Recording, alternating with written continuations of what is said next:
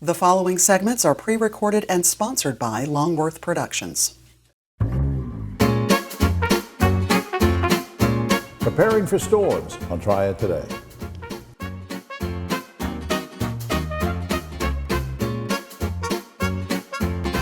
Hello everyone, I'm Jim Longworth. Welcome to another edition of Triad Today, coming to you once again from the beautiful Senior Botanical Garden in Kernersville. We'll tell you more about them later on, and later on is when the roundtable shows up. We'll get into all sorts of controversies with them, so stay tuned. We have a lot to cover today, some serious topics, some things, information you'll want to know. But where we want to start out is talking to two of our good friends who have been with us before. Jimmy Flythe, of course, is here, Director of Central Region Government, Community Relations for Duke Energy, and Max Thompson, Lead Meteorologist for Duke Energy. Welcome, guys. Good to see you. Thank you. Good to be here. Thank you. We're going to talk about weather in different forms and shapes. Let's start out with Jimmy first. What are we going to talk about? Is it just weather or weather related or what? Sure. Yeah. Well, this heat's just definite. I mean, it's just incredible. And so I thought it would be good to have Max, come in and talk a little bit about the heat wave that we're experiencing. And what we can expect for the rest of the summer. And then also, the forecast for hurricane season is pretty significant this year. And so Max can talk a little bit about that. So, yeah, it has. Max, it's been about a year or so since you were here. Let's remind folks what you and your team does.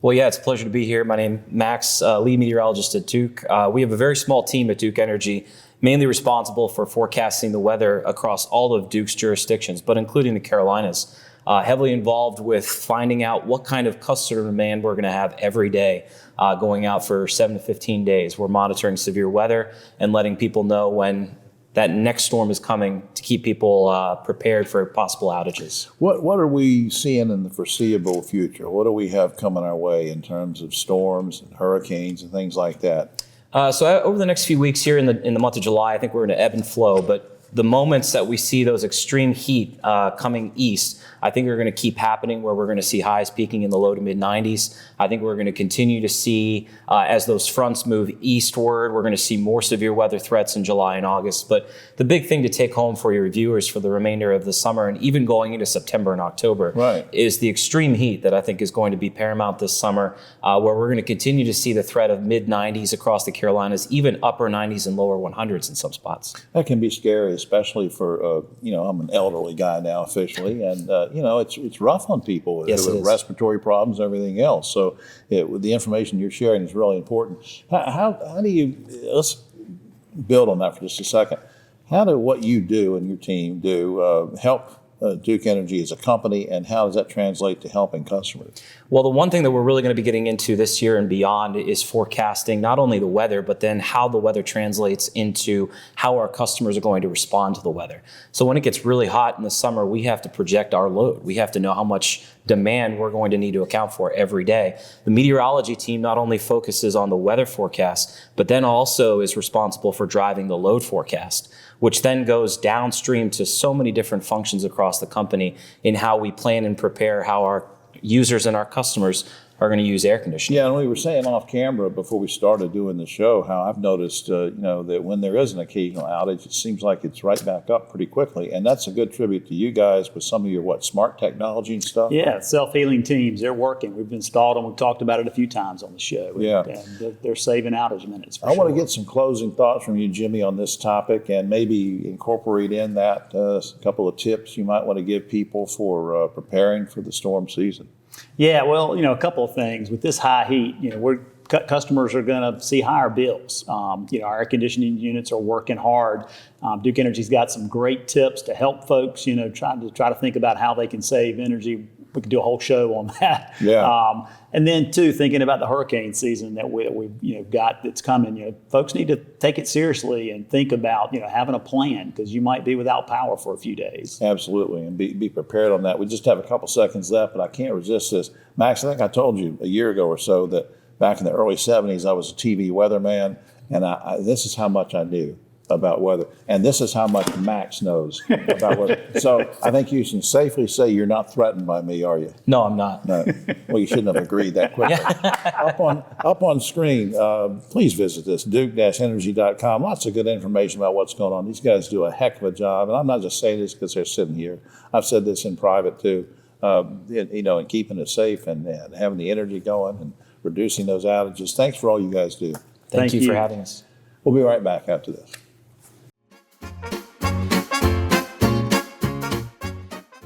The world's brightest are Fulbrights, Goldwaters, McNairs, and Spartans. Prestigious doesn't have to be expensive. And we know you will make a difference wherever you go.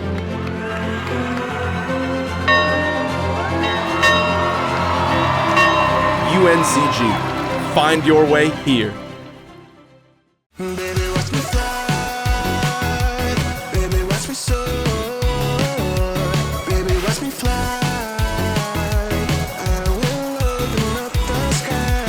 Fly local, fly easy, fly PTI.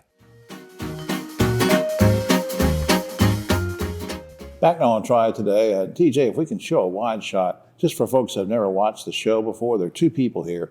One is a handsome young surgeon, and the other one's an old talk show host.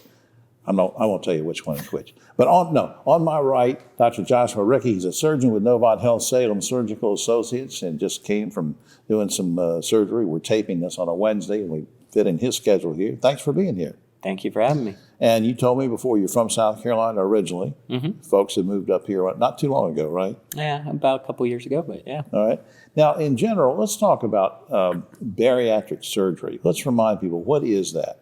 So bariatric surgery, I just like to call it weight loss surgery. It's a lot more simple language than using bariatric, but it's surgery that we perform to help individuals with weight problems and the associated medical problems like high blood pressure, high cholesterol, coronary artery disease, all of those. Is it sort of lumped together, or are there actually different types of bariatric surgery?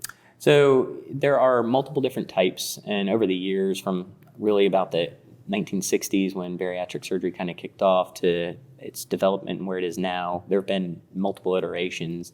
And now we're down to really kind of 4 primary weight loss surgeries that we offer, 4 to 5, depending on what region of the country you're in. Right.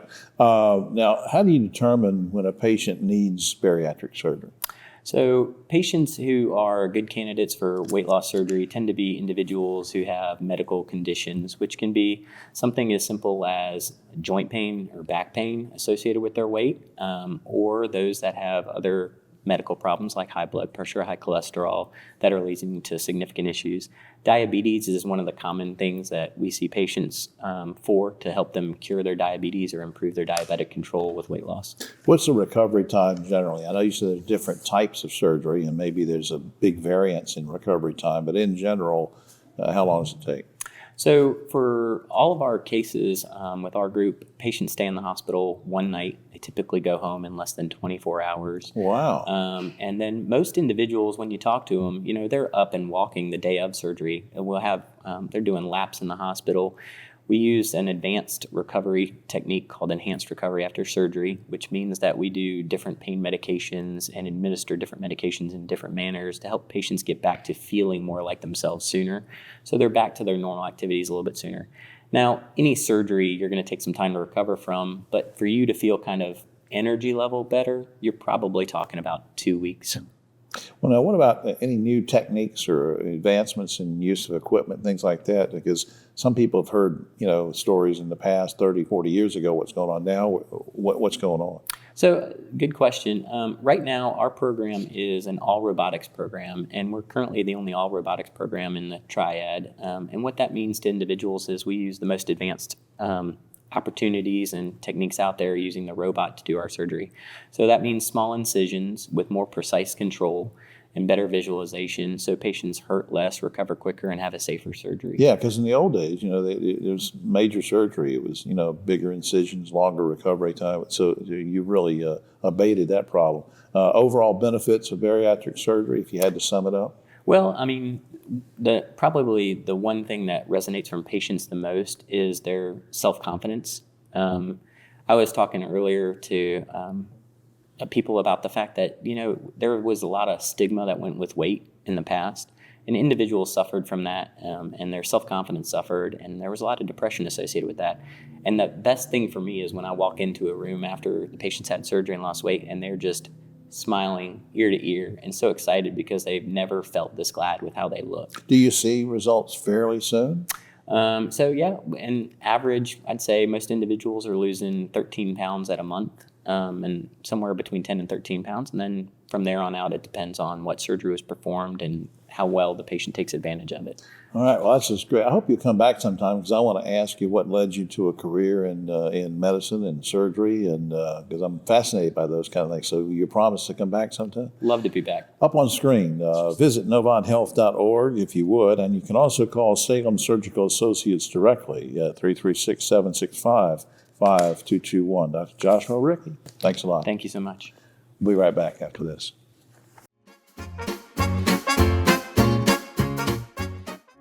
Hi, I'm Jim Longworth, reminding you that Triad Today is now streaming on WFMY Plus, available free on Roku and Amazon Fire TV.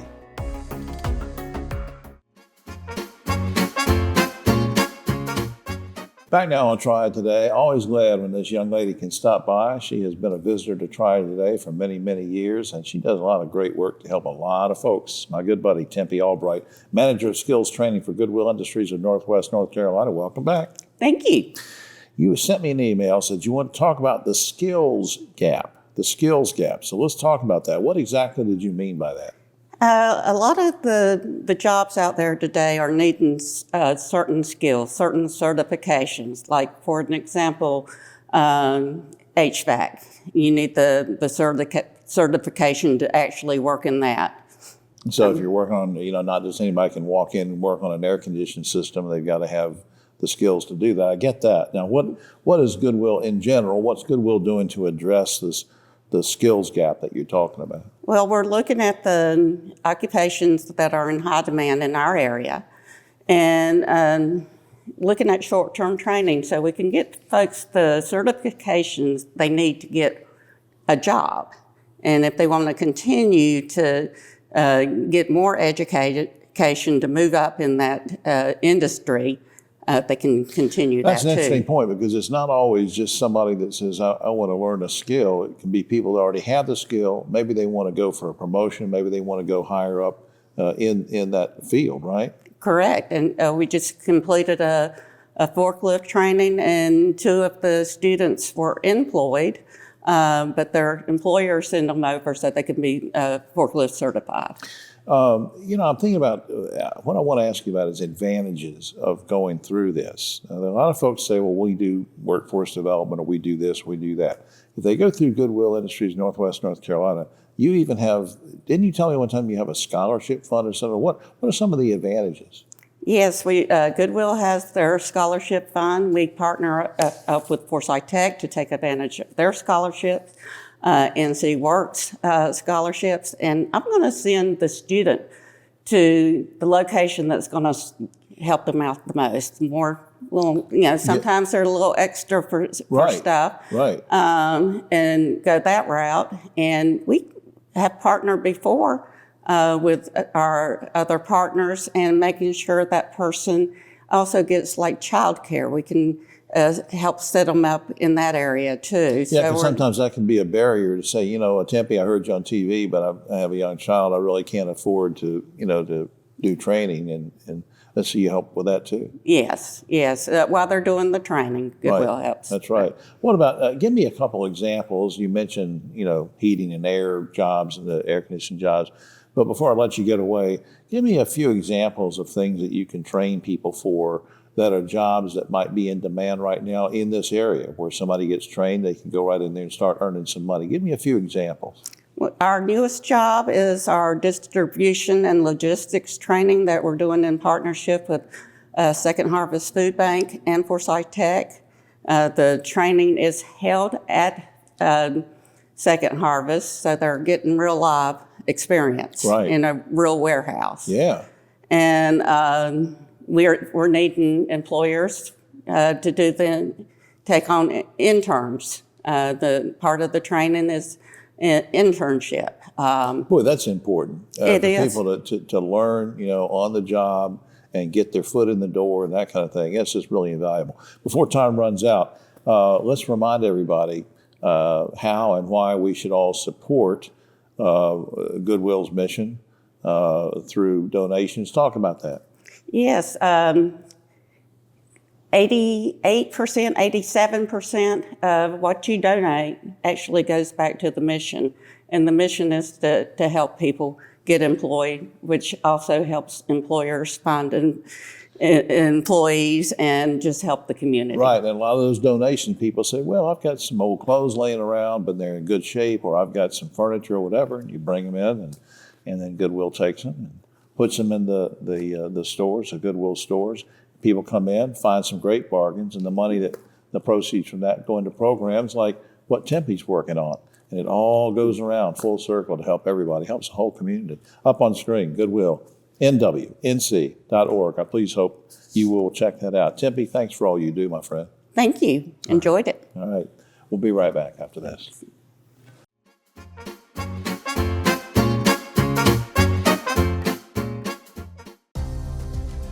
North Carolina's economy is growing, bringing new businesses and opportunities. The need for electricity is growing too. At Duke Energy, we're meeting the challenge, providing even more electricity that's cleaner, reliable, and that stays affordable. We're getting out of coal and reinvesting in our communities with a diverse, balanced mix of energy sources and making targeted upgrades to the grid so that North Carolina can thrive in a smarter energy future.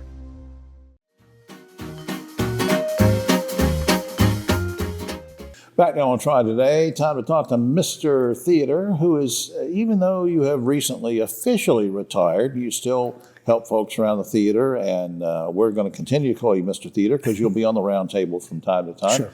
And but speaking of the whole retirement thing, you're not going to be away from the theater, so tell me what you're going to be up to and about this new company. Well, thanks, Jim. And by the way, happy Independence Day weekend to all of our Sure. watch viewers. Absolutely. So, yeah, I have a consulting business called Dave's Arts Management Network, not just another DAMN consultant. Right. And so I work with theatrical groups and presenting organizations that need to learn how to read a contract, write a contract, read a contract writer, help them in board development so that they can have proper leadership.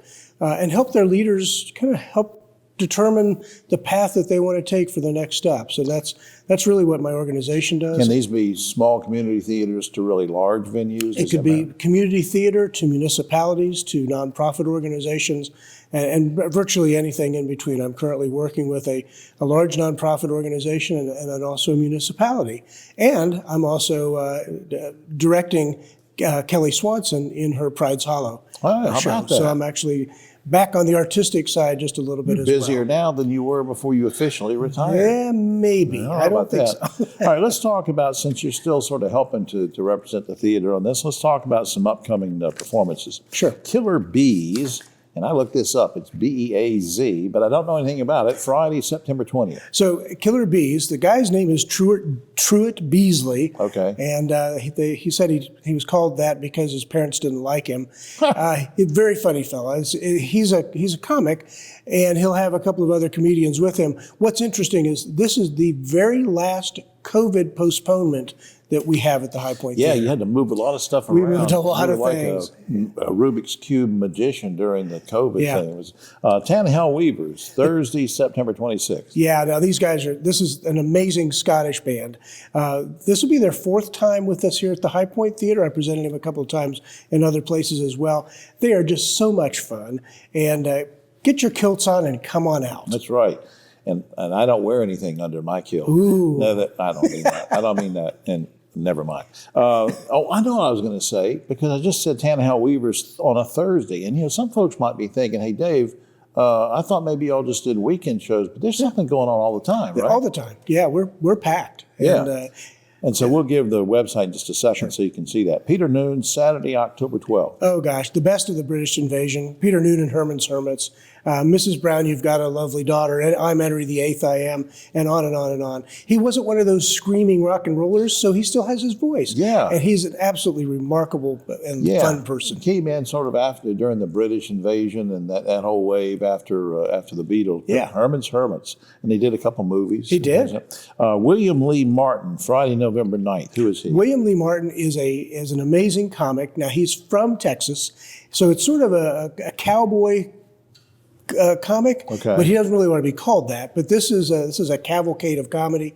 It's a great show. From the moment you walk in the theater to see him, he's got a video going, and then he takes the stage and really takes the audience by storm. Well, let me ask you something real quick. With Killer Bees, the one on September 20th, and William Lee Martin, Friday, November 8th, both comedians, how are they rated? Can the whole family come here, or is it just adults? Or I would say Killer Bees is probably PG-13.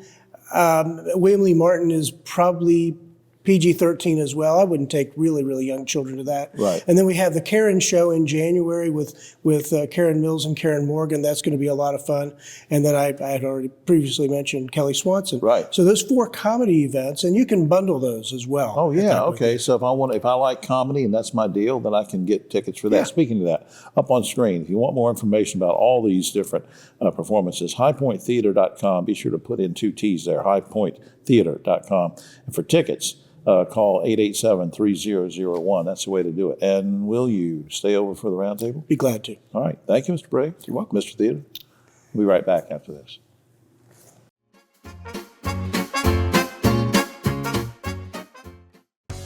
Hi, I'm Jim Longworth, reminding you to catch my column Longworth at Large and Yes Weekly every week. It's available throughout the Triad, or you can go online, yesweekly.com. Baby, watch me fly. Baby, watch me soar. Baby, watch me fly. I will open up the sky. Fly local, fly easy, fly PTI.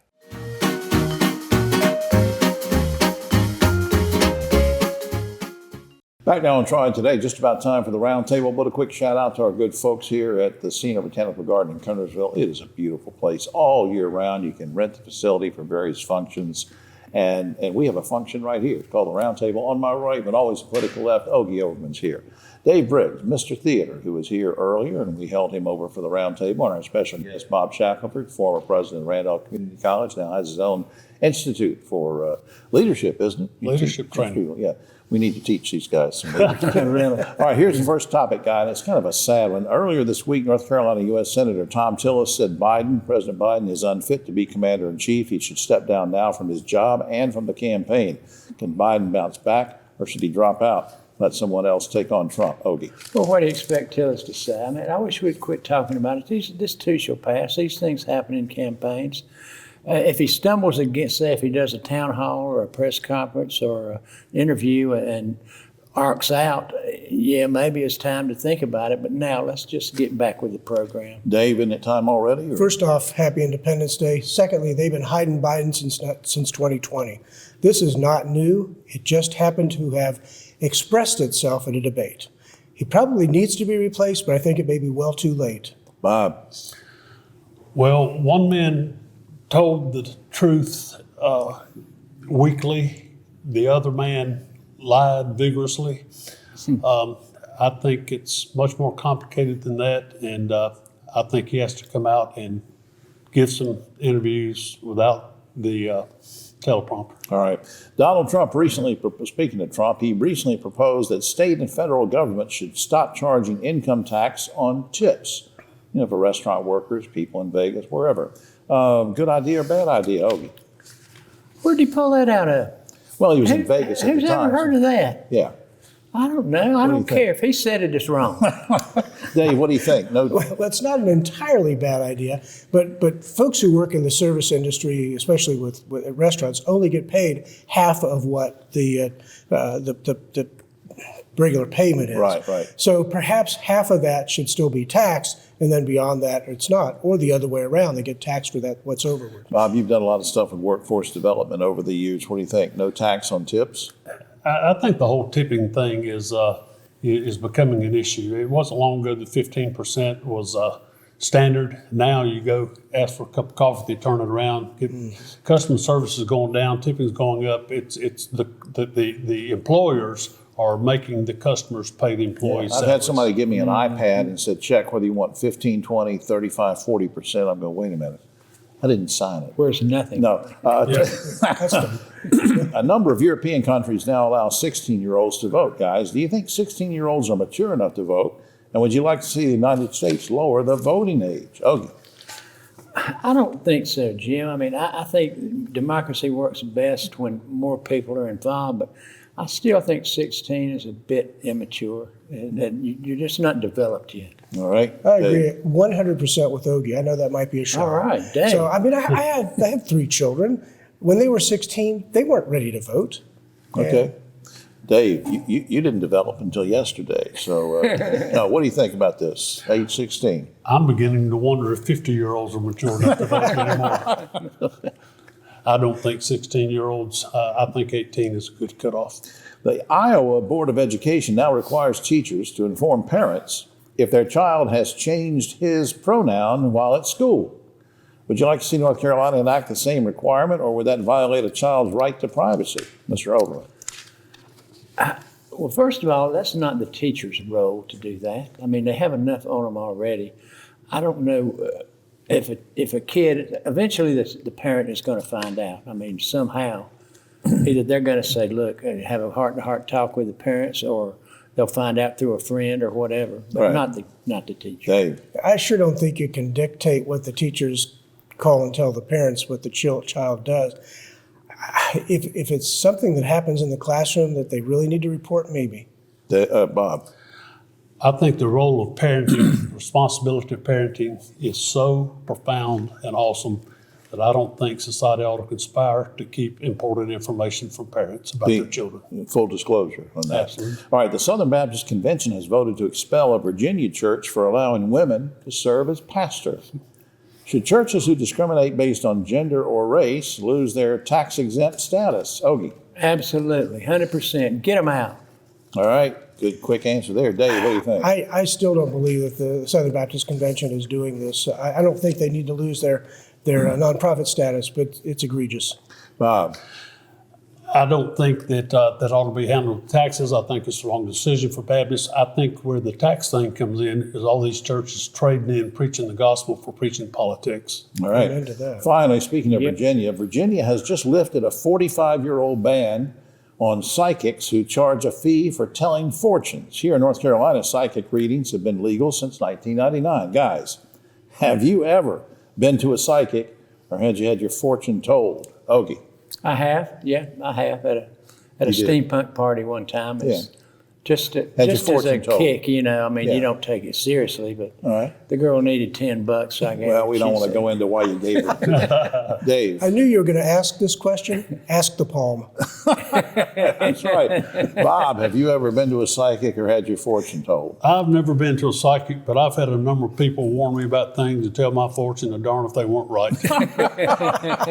All right. Well, that's all the time we have. Oh, except for this. A congressman from Florida is now proposing a bill that would rename the oceans that surround Florida, rename the oceans for Donald Trump. Oh.